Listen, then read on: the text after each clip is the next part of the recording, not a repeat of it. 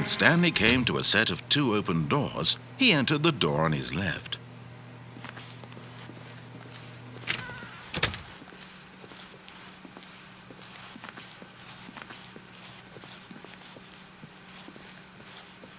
Yet there was not a single person here either. Feeling a wave of disbelief, Stanley decided to go up to his boss's office, hoping he might find an answer there.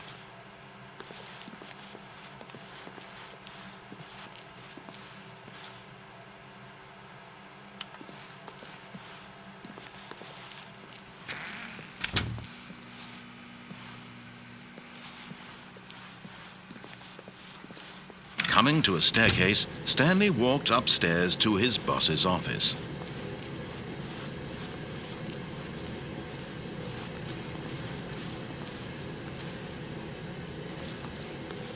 But Stanley just couldn't do it.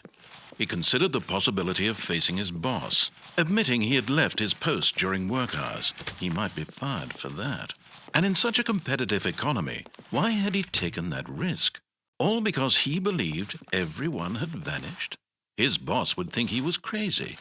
And then something occurred to Stanley. Maybe, he thought to himself, maybe I am crazy. All of my co-workers blinking mysteriously out of existence in a single moment for no reason at all? None of it made any logical sense. And as Stanley pondered this, he began to make other strange observations. For example, why couldn't he see his feet when he looked down?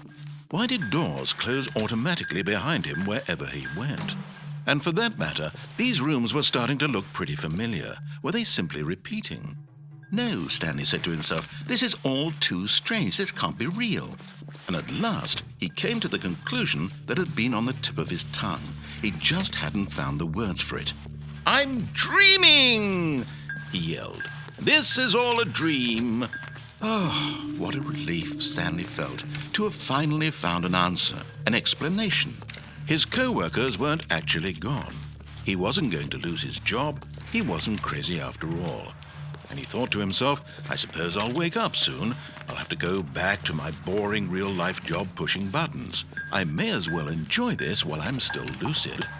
So, he imagined himself flying and began to gently float above the ground. Then he imagined himself soaring through space on a magical starfield, and it too appeared. It was so much fun, and Stanley marveled that he had still not woken up. How was he remaining so lucid? And then perhaps the strangest question of them all entered Stanley's head. One he was amazed he hadn't asked himself sooner. Why is there a voice in my head dictating everything that I'm doing and thinking? Now the voice was describing itself being considered by Stanley, who found it particularly strange. I'm dreaming about a voice describing me, thinking about how it's describing my thoughts, he thought.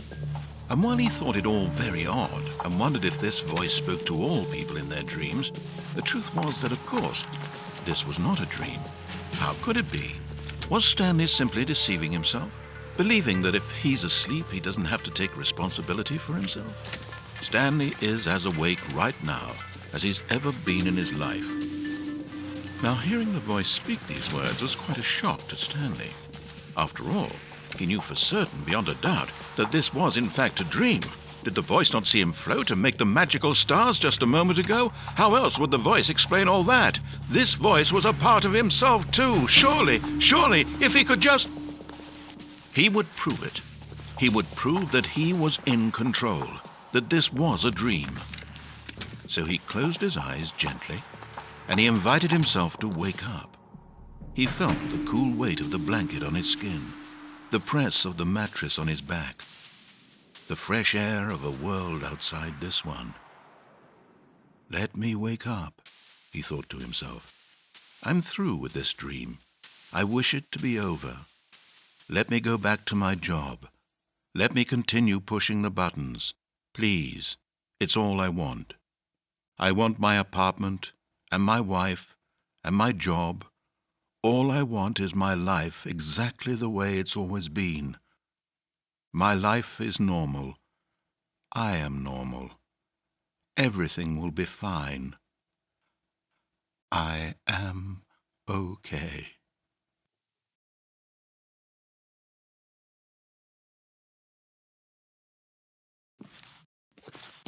Stanley began screaming. Please, someone, wake me up. My name is Stanley.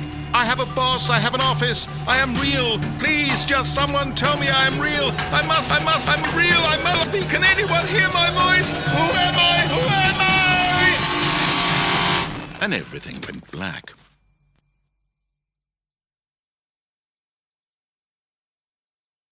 This is the story of a woman named Mariella. Mariella woke up on a day like any other. She arose, got dressed, gathered her belongings, and walked to her place of work.